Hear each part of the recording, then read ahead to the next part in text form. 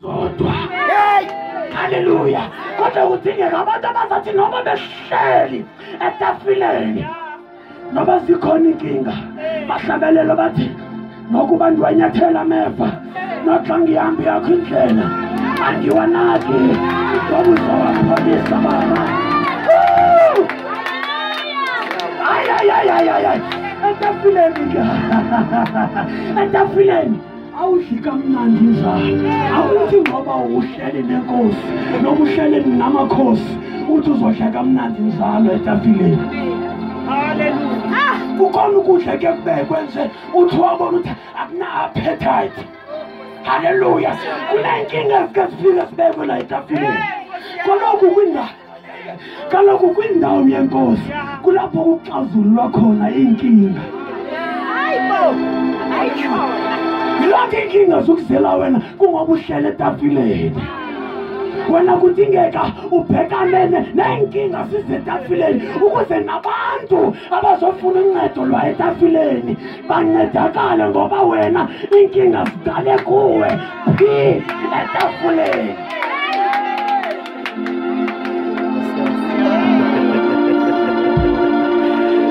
Shimayela mfati. Asebekiwe nguThixo ukuthi abe ngukumkani. Hayi. Wathi igama likaYehova lizalakhela indlu ngoba utata uDavide akangabe nasikhathi ngenxa yempi ebebhekene nazo. Kodwa ngithanda inkinga eza etafuleni kaSamsoni. Yazi nje mbalele lento zokutrenayo la elotipha lento zikwehlelayo elotipha ubona ubukelwa phansi nje ubona abantu ngoba bedlula awufanele noma bakubulisile abanye abakwazi ngokujonga zinkinga ezikwazi ukuthi ngenye imini etafuleni uhleli phansi ungena wasifeyila lezi nkinga awuzifile etafuleni. Hawe azohlala etafuleni lithi iBhayibheli uSamsoni esehlele etafuleni kwafika sisababili lithi iBhayibheli omnye haleluya babe nabantwana bobabili behlala endlini enye omnye wafa umntana malibonke igama lenkosi esefile ke umntana womnye wathatha umntana womnye wabatshintsha wathatha lo uphilayo wambeka ngakuye wathatha lo ufileyo wayombeka kuliya haleluya ukuze kuthi makuvuka ekuseni kuthiwa umntana ufile haleluya ibe ngengulowo umntana akho ofileyo.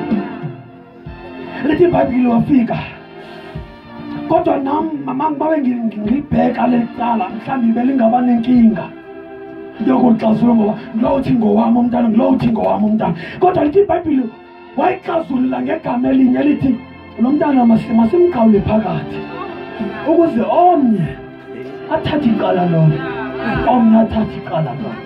lithi iBhayibheli yasika inimba kumama ngoba emzele lo mntana wathi ungasuka ndimluze umntana noba afe makamthathe.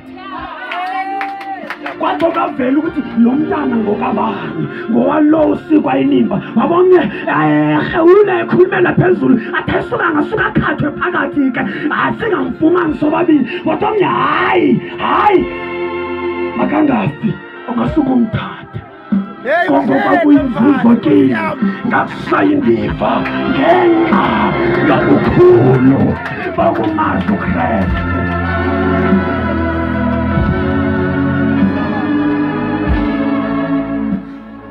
Etafuleni hayi Nkosi yami etafuleni ungajabuli mhlawumbe ungajabula la mhlubeko etafuleni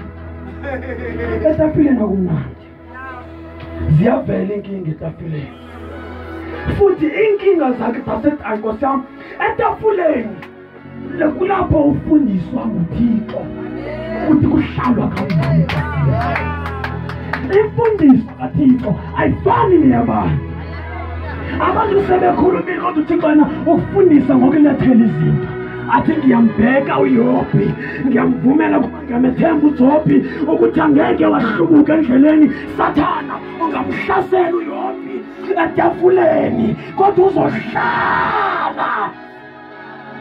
Haleluya.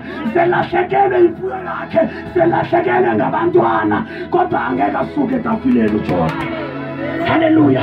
Kudingeka abantu abazakuthenjwa nguThixo. Athi uThixo noba iletha izinto athi ngiyamazi lo angeke asuke etafuleni. Uyayithanda itafula angeke asuke. Ungamhlasela kodwa lo angeke asuke etafuleni. Satana ungamhlasela kodwa angeke asuke etafuleni. Ungasuki etafuleni. Ungasuki noba izinto zingafika ngoba uncedo lwakho lulapha etafuleni. Ungasuki etafuleni. Bayeke bakuhlebe wena hlala etafuleni. Bhekana nezinto zetafula obekwe kulo. Haleluya.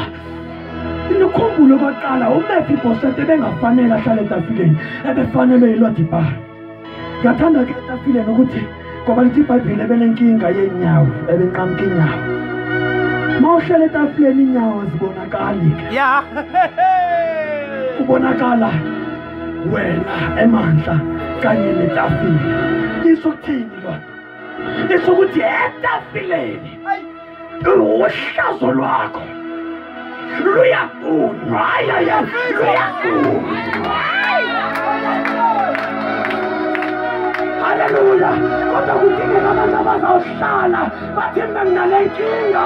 Haleluya. Kodwa bahlale baqosele ngoba itafula ifihla uhlazo. Wasuka etafuleni uhlazo luyavela. Ingathi namhlanje kunganabantu abangakhuluma bathi ngihlele etafuleni noba izinto zisehla ngisuki. Into engangisusi ngoba kuzovela uhlazo. Haleluya. Into engangisusi etafuleni ngoba uhlazo lwami luzovela kubantu. Haleluya. Etafuleni kulapho kuqunywa khona amahlazo. Etafuleni kulapho imvelaphi yakho iyancwatshwa.